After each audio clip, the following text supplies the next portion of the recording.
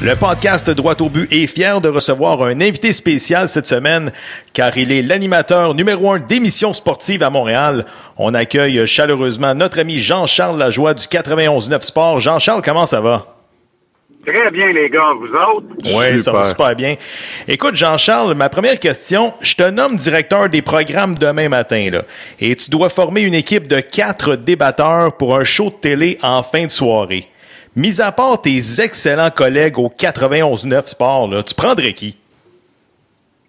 Ouais, c'est une méchante colle, ça. Ça part fort, le show, hein? C'est une méchante colle. Honnêtement, bonne question. Écoute, en fait, ça dépend de l'ADN du show que tu veux faire. Mm-hmm. Qu'est-ce que tu veux faire exactement? Veux-tu recréer l'esprit singulier de 110% à l'époque? Ou bien si tu veux un show un peu plus modéré avec davantage de contenu puis un peu moins de rah-rah? C'est toujours une question de qu'est-ce que tu veux exactement? Ben justement, je te pose la question parce que c'est qui tu considères comme un excellent débatteur? Là? Tu peux prendre les boys au 91.9 si tu veux. Là. Ben écoute, nous, on en a une panoplie chez nous, c'est certain.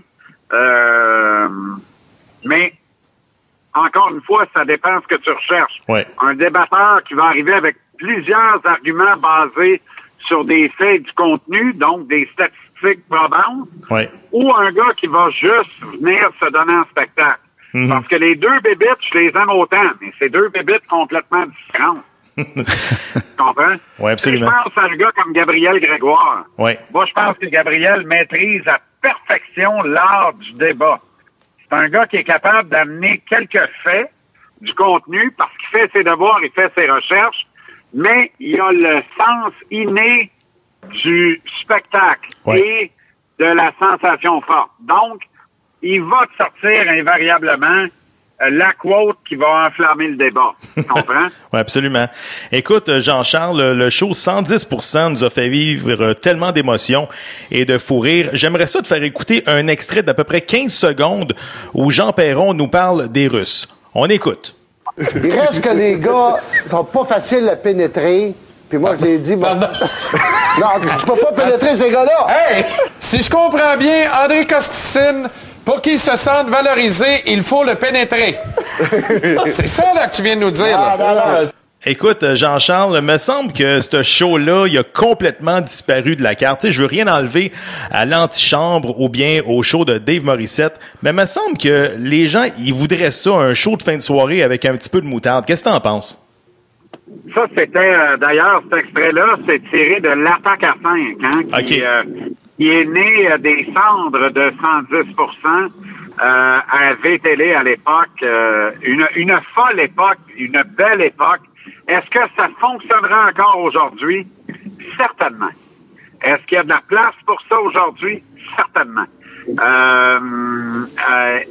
Est-ce que j'aurais envie de participer à un truc comme ça? Assurément. Ouais. Mais encore là, ce n'est rien contre les autres. Je pense qu'on est actuellement bien servi, assez bien servi même. On est probablement même dans une notion de se plaindre le ventre plein parce que quand on est bien gavé comme ça, ben on cherche toujours à se gaver davantage plutôt que de se contenter. Et ça, c'est un mal sociétal important ici. Mais écoute, une fois qu'on a dit ça, moi je pense que le soleil peut briller pour tout le monde. Il y a certainement des amateurs d'une formule un peu plus animée comme celle-là. Moi, je la verrais, par contre, peut-être un peu plus tard en soirée. D'accord. Très bonne idée. Vas-y, JF. Avec les réseaux sociaux puis toute la rapidité où déroule l'information, comment on fait pour être à l'avance au niveau des nouvelles comparativement aux autres? Est-ce qu'on passe nos journées sur Twitter? C'est quoi le secret? Ben, en fait, peu importe par où la nouvelle arrive, elle commence par une information digne de foi qui est vérifiée et contre-vérifiée. À partir de ce principe-là, quand tu possèdes l'information, tu la divulgues. Quand tu es sûr de ton affaire, tu divulgues l'information. Alors, et ensuite, les médias sociaux le répercutent partout. Si bien qu'aujourd'hui, il y a encore autant de scoops qui proviennent d'autant de monde et généralement pas mal les mêmes. Il y a un cercle fermé qui contrôle à peu près le scoop à Montréal, mais c'est pas de leur faute. Ils sont nés de même, puis la nouvelle arrive par eux autres, puis grand bien leur face. Mais à partir du principe de répandre cette nouvelle à vitesse grand V sur les médias sociaux. Ce qui est dommage, à mon sens, c'est que tout le crédit ne revient pas aux auteurs des nouvelles, à ceux par qui les nouvelles sont arrivées. Parce que, admettons, moi, je sors une nouvelle, puis 10 minutes après, c'est partout sur les réseaux sociaux, ben, il n'y a plus personne qui se rappelle qui l'a sorti, dans le fond. Oui. Et tout le monde se l'approprie. C'est peut-être là où le bas blesse. Moi, j'aimerais que mais en même temps, on est loin de vivre dans un monde parfait. Puis heureusement, moi, en tout cas, je fais pas ce métier-là pour la reconnaissance, même si c'est toujours très plaisant, je m'en cache pas. C'est pas à la base le motif pour lequel je pratique ce métier-là, mais j'aimerais que tous les blogueurs indépendants, que tous les influenceurs du net aient la même rigueur que les journalistes formés, remboursant leurs prêts étudiants et œuvrant dans des médias de masse. Une rigueur qui est même absente chez la dernière bébite que je vous ai exprimée là, mais une rigueur qui devrait être présente partout et que je m'efforce, moi en tout cas, de mettre en application, soit celle de rendre le crédit d'une nouvelle à celui qui l'a, par qui elle est arrivée. Oui, très bon point. Jean-Charles, on a une question du public qui nous provient de Marianne Lawrence. Dans ta carrière, tu as interviewé des milliers de personnes. Si tu avais à choisir un invité pour une entrevue de rêve, ça serait qui? Oh mon Dieu, c'est une autre colle. à part Jésus, là. Encore là, il y a une question de contexte. Est-ce qu'on prend la question au pied de la lettre aujourd'hui? Ben écoute, t'as dit cette année que t'aurais aimé ça avoir un gars comme Marc Bergevin, à livre ouvert, là. Est-ce que c'est encore le cas? Est-ce que tu regrettes le fait que Marc Bergevin est pas venu dans ton show, Jean-Charles? Non seulement je le regrette, j'en suis amer. Je ne comprends pas cette stratégie. Elle me paraît, au bas mot, hasardeuse et un peu rétrograde sur les bords. Je pense que Marc Bergevin a tout intérêt à s'éloigner du spectre d'Adonis Stevenson. C'est celui où on choisit nos batailles, là. Oui. Oui, c'est bon, ça. Je trouve ça dommage dans le contexte actuel, mais tu sais, c'est pas à moi les oreilles, là. Il fait ce qu'il veut, puis il est bien conscient qu'il fait ce qu'il veut. Il est en parfait contrôle de ses bebelles, ses affaires. Mm-hmm. Moi, je ne peux que déplorer le fait qu'il n'est pas venu à mon micro depuis plus de 3 ans maintenant, très précisément. Je regrette également que l'actionnaire de contrôle de l'Impact, Joey Saputo, parle quand ça y tente sous le coup de l'émotion, kick des poubelles quand ça y tente sous le coup de l'émotion, mais ne fait jamais vraiment face à la musique dans une réelle tournée médiatique où il accorderait des entrevues au micro dignes de foi dans le marché de Montréal. Alors, ça, c'en est 2, rapide. Je pourrais nommer Jeff Molson également. Il semble que ça ferait une bonne entrevue. Mm-hmm. Écoute, sinon, je trouve qu'il y a des entrevues qui ne se font pas, qui seraient extraordinaires. Je pense notamment à Geneviève Janson, la grande reine déchue. Il y a une histoire là à raconter qui est extraordinaire.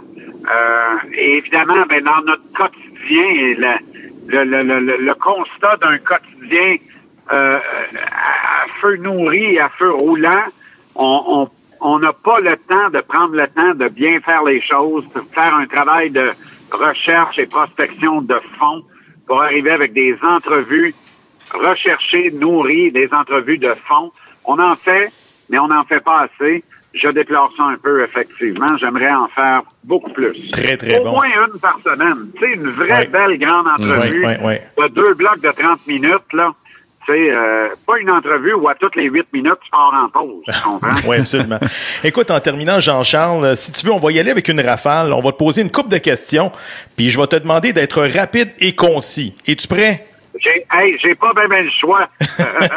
Écoute, Max Pacioretty va-t-il commencer l'année à Montréal? Non. Retour des Nordiques d'ici les 5 prochaines années, oui ou non?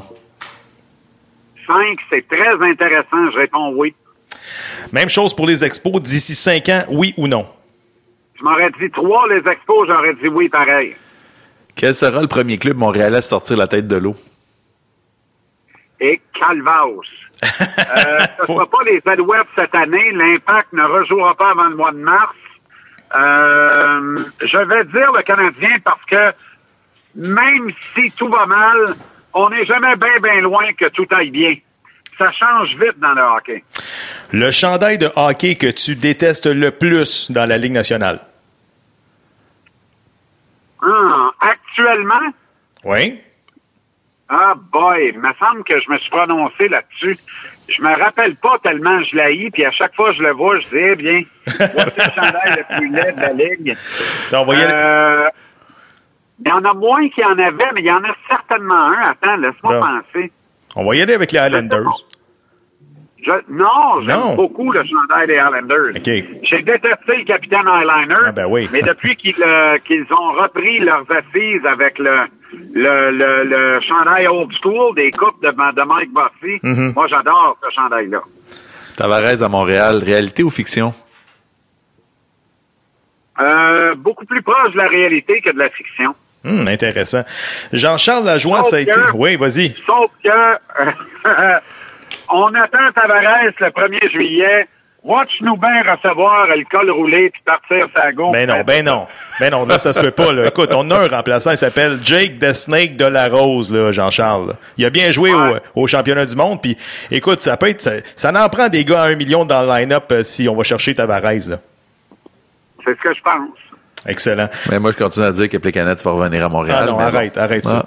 Jean-Charles, ça a été un privilège de te recevoir au podcast Droit au but. Et écoute, on rappelle qu'on peut te suivre du lundi au vendredi de 15 à 19h en direct du 91.9 Sport. Un gros merci, puis j'espère qu'on se reparle bientôt.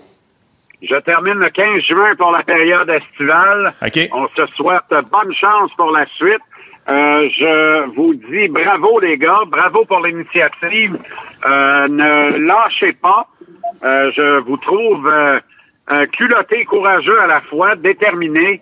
Ça prend des gens comme vous pour améliorer l'ensemble de notre paysage. Donc, pour moi, vous n'êtes pas un obstacle. Vous n'êtes même pas un mal nécessaire. Vous êtes un bien. Et je vous en souhaite beaucoup.